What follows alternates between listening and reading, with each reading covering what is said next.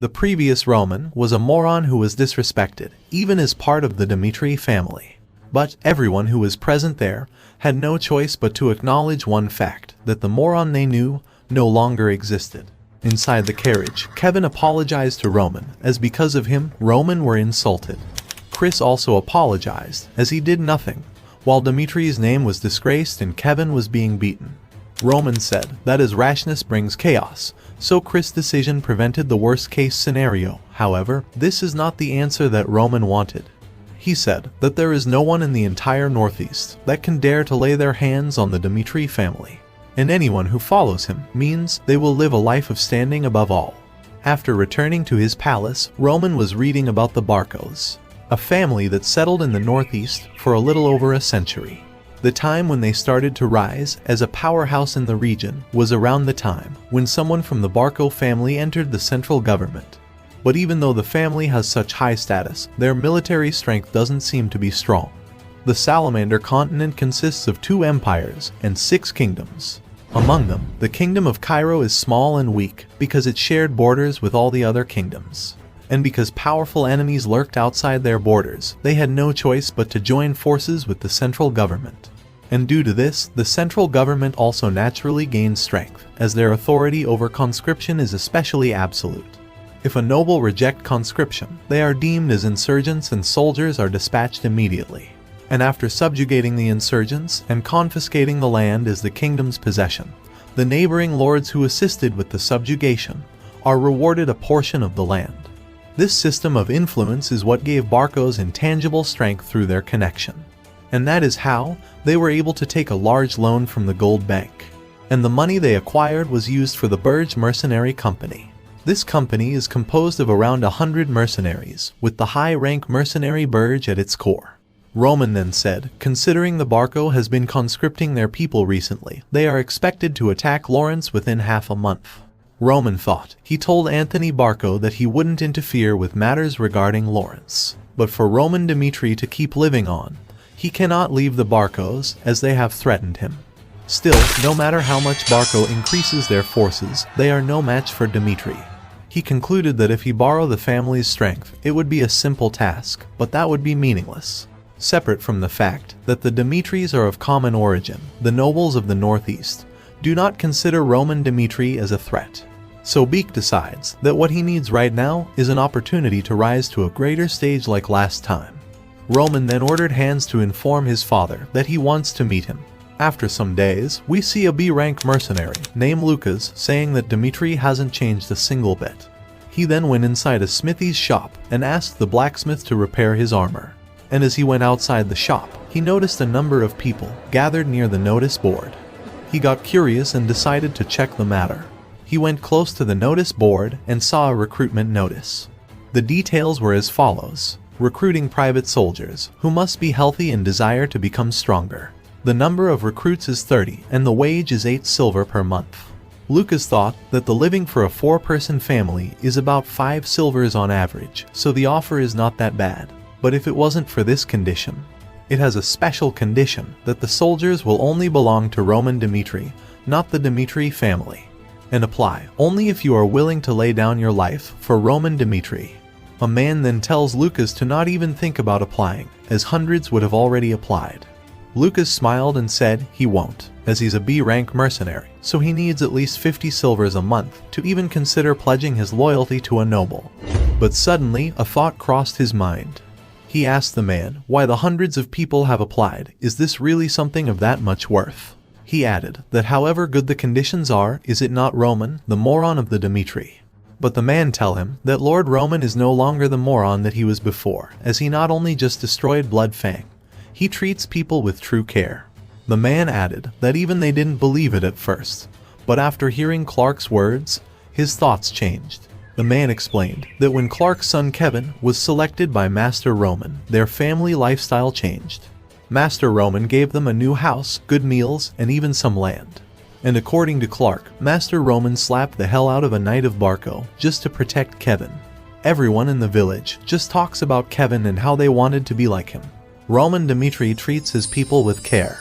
If you can gain his trust, you can live a completely different life from before, and that's why so many people are applying for this private soldier recruitment.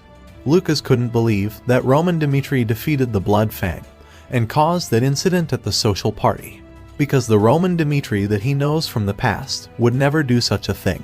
Lucas thought, what in the world happened to Roman in these 2 years? Lucas finds it interesting and decides to confirm it for himself. The same night, Captain Jonathan was trying to convince Romero to take his word back, as developing private soldiers purely for an individual is too dangerous. But Romero replied that when he heard that Roman would be participating in Barco's social party, he thought that Roman would collaborate with the Barco to drive out his brother from the line of succession. But in front of all those nobles, Roman slapped a knight of Barco, even when Anthony could possibly join hands with Roman's brother to deal fatal damage to his right of succession. Romero added that Roman, who was judged to be a moron for over a decade, has started to live his own life, so as a father, he merely wishes to cheer him on. He then asked Jonathan how many people have applied, as considering Roman's reputation, above 50 would be a relief. But to Romero's surprise, above 500 people have already applied. The next day, Chris informed Roman that the preparation for the trial has completed. The day before the trial, Lucas was enjoying his night at a pub, but he couldn't believe his eyes as so many people have gathered for the trial.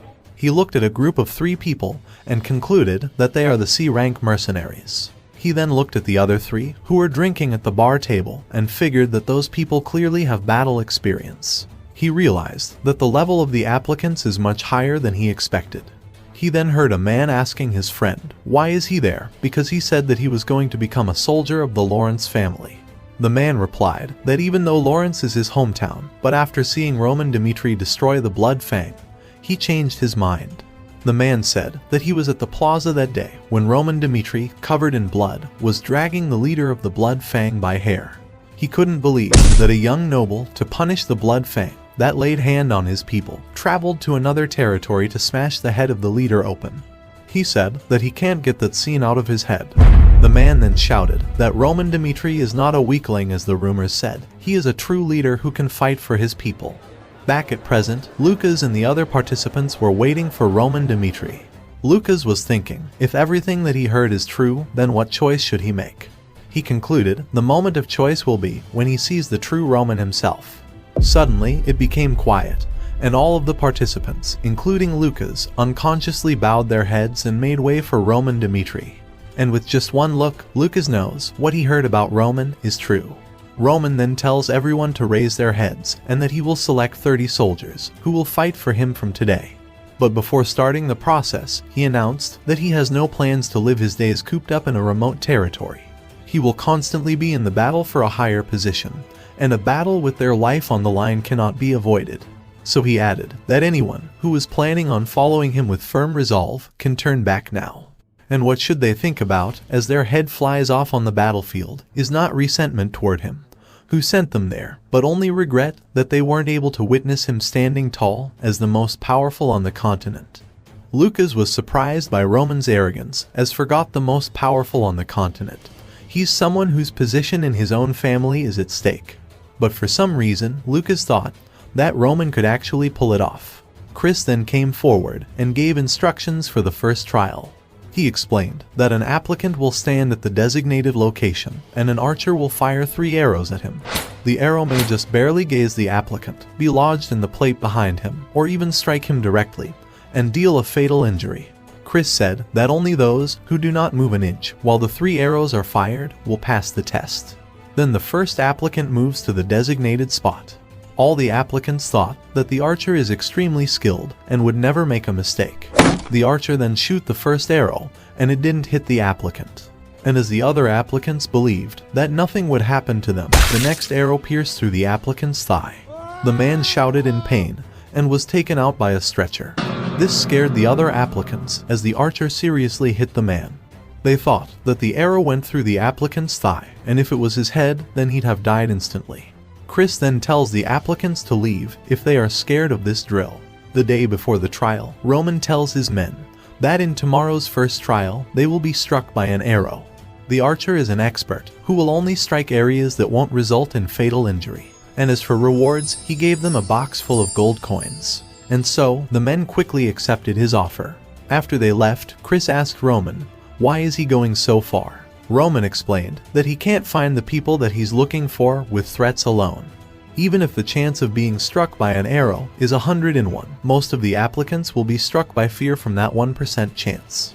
He said that what he wants is someone with a strong mentality, the ones born with the heart of a beast. He said that only those who were born with the heart of a beast will become stronger, and only those of that caliber can walk alongside him. And just like Roman predicted, around 100 people left the trial in order to save their life. According to Roman, the heart of a beast is an innate talent. Just like Kevin, who swung down on his wrist on his order without hesitation, or Chris, who asked for a way to become stronger from the one who gave him a humiliating defeat. Those who do not possess the heart of a beast, no matter how strong they are, they cannot emerge victorious against those who are built different from birth. Roman then ordered Chris to resume the trial. The next turn was of the guy named Henderson, who was praising Roman at the inn.